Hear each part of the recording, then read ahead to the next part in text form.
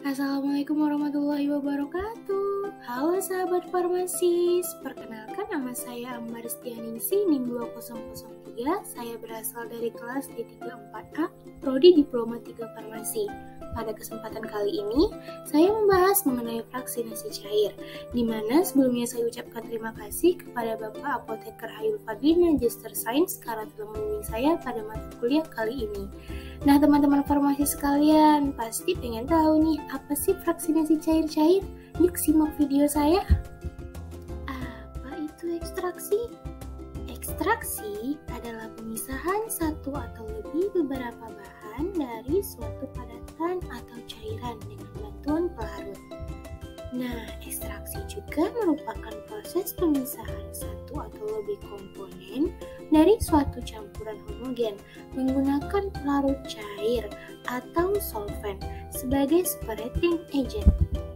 Ekstraksi cair-cair atau liquid extraction dan solvent extraction, yaitu pemisahan solut dari cairan pembawa atau dieluen menggunakan solvent. Tujuan dilakukannya ekstraksi cair-cair. Yang pertama, untuk preparasi sampel atau clean up sampel. Yang kedua, memisahkan analit-analit dari komponen-komponen metrik yang mungkin mengganggu pada saat kuantifikasi atau deteksi analit. Yang ketiga, melakukan pemekatan analit yang ada dalam sampel dengan jumlah kecil. Yang terakhir, dapat menerapkan prinsip perpindahan massa pada operasi pemisahan secara ekstraksi. Proses ekstraksi. Proses ekstraksi ini mempunyai prinsip, di mana di sini terdapat 3 tabung reaksi. Pada tabung reaksi pertama terdapat 2 pelarut. Yang bagian biru ini disebut dengan pelarut berair, dan yang bagian bawah disebut dengan pelarut organik. Pada tabung reaksi pertama ditambahkan fase pelarut berair yang bersih dan tidak bercampur. Tabung yang kedua, nah di sini dilakukan pengocokan atau diaduk agar molekul dapat berpartisipasi, di mana molekul yang bulat-bulat ini akan berpartisipasi menjadi satu antara pelarut air dan pelarut organik. Pada tabung ketiga, fase mengendap dan terpisah dengan gravitasi, di mana fase pelarut air dan organik ini menjadi terpisah fasenya dan terjadi pengendapan. Teman-teman farmasis, terdapat 2 fase pada vaksinasi atau ekstraksi cair, di mana fase yang pertama dikenal dengan fase rafinat, sama dengan fase residu yang berisi dieluen dan sisa solut. Fase yang kedua adalah fase ekstrak. Nah, fase ini itu berisi solut dan disolvent. Teman-teman farmasis, tadi kita udah bahas nih mengenai ekstraksi atau vaksinasi. Nah, sekarang kita masuk ke tahap persiapan alat dan bahan. Alat dan bahan. Nah, teman-teman farmasi sekalian, sebelum kita melakukan percobaan ekstraksi cair-cair, kita perlu menyiapkan alat dan juga bahannya. Yang pertama adalah di sini ada timbangan analitik, cawan penguap, penangas air, spatula, corong, dan gelas ukur.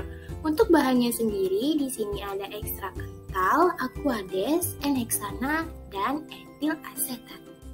Sahabat farmasis, kita udah sampai di prosedur kerja. Yuk kita simak gimana sih prosedur kerjanya. Prosedur kerja. Pertama, timbang ekstrak kental sebanyak 5 gram. Larutkan ekstrak dengan 30 ml air hangat. Masukkan larutan ekstrak ke dalam corong. Sebanyak 30 ml larutan heksana masuk ke dalam corong pisah. Tutup corong, pisah kemudian kocok beberapa kali, diselingi dengan membuka tutup corong untuk mengeluarkan udara. Diamkan beberapa menit, hingga terjadi pemisahan menjadi 2 fase. Pisah fase enhexana dengan pipet di dalam beker glass. 30 ml etil asetat dimasukkan ke dalam corong pisah. Jangan lupa ditutup corong pisahnya. Kemudian kocok sambil beberapa kali dibuka. Diamkan hingga terjadi pisahan fase menjadi 2 fase. Bisa fase etil asetat menggunakan pipet dalam beker gelas. Tutup fase air dan tempatkan fase air tadi di dalam beker gelas. Keuntungan ekstraksi cair-cair. Pertama, kekuatan solvennya dapat diatur sesuai keperluan dengan mengatur kondisi operasinya. Yang kedua, daya larut solven tinggi karena bersifat seperti cairan. Yang ketiga, difusi padatan dapat berlangsung cepat.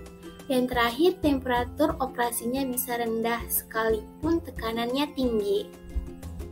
Selain mempunyai keuntungan yang cukup luas, ternyata ekstraksi cair-cair ini juga mempunyai kekurangan. Nah, di sini ada beberapa kekurangan yang perlu kita ketahui. Di mana yang pertama, apabila suhu melebihi kritis yaitu min 31,6 derajat Celcius, maka tidak diperoleh ekstrak. Begitu pula apabila tekanan melebihi tekanan kritis yaitu 7,38 Pascal, maka tidak diperoleh ekstrak pula. Jadi, untuk ekstraksi cair-cair ini memerlukan suhu yang pas ya teman-teman farmasis, tidak boleh lebih dan tidak boleh kurang. Selanjutnya, jumlah ekstrak yang dihasilkan itu sedikit. Lalu, kehilangan komponen yang mudah menguap. Dan poin terakhir, waktu ekstraknya itu cukup panjang ya teman-teman farmasis. Aplikasi dalam kehidupan sehari-hari. Nah, ekstraksi cair-cair ini mempunyai aplikasi dalam kehidupan sehari-hari. Yang pertama, pemurnian garam dapur. Yang kedua, pemurnian air minum. Dan yang ketiga, pemurnian minyak kayu putih dan atau yang lain-lain. Mari kita melihat penggunaan ekstraksi dalam dunia kefarmasian. Nah, selain dari penggunaan ekstraksi dalam kehidupan sehari-hari, dunia kefarmasian ini juga menggunakan ekstraksi sebagai salah satu cara untuk mendapatkan sediaan obat-obatan herbal maupun dalam melakukan analisis. Nah, yang pertama itu digunakan untuk analisis kimia. Yang kedua, ekstraksi digunakan untuk pekerjaan preparatif dalam bidang kimia organik, biokimia, dan anorganik di laboratorium. Yang ketiga, teknik ekstraksi digunakan untuk mendapatkan pemisahan sediaan secara bersih dan cepat. Nah, sampai sini teman-teman farmasis kita mengetahui bahwa ekstraksi ini juga digunakan dalam dunia kefarmasian. Untuk apa? Untuk mendapatkan bentuk sediaan yang sesuai, baik secara kimia organik, biokimia, maupun anorganik. Oke, sekianlah video mengenai ekstraksi cair-cair yang dapat saya sampaikan. Semoga apa yang saya sampaikan ini bermanfaat bagi kita semua. Terima kasih teman farmasis. Thanks for watching.